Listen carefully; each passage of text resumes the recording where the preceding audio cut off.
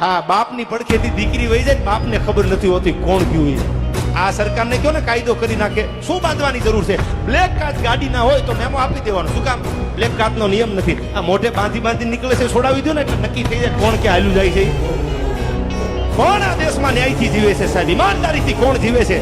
એક મેચમાં ફટકો મારવા વાળો, સિક્સ મારવા વાળો, એને કરોડો રૂપિયા સરકાર આપે છે.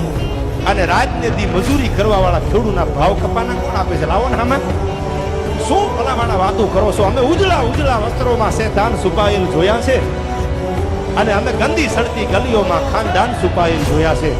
અમે ઝૂંપડપટ્ટીમાં ખાનદાન માણાને જોયા છે, અને અમે બંગલામાં ધોળા લુગડાને હરામીને જોયા છે. હો, અમે ઉજળા ઉજળા વસ્ત્રોમાં શેતાન છુપાયેલ જોયા છે, અને અમે ગંદી સડતી ગલીઓમાં ખાનદાન છુપાયેલ જોયા છે.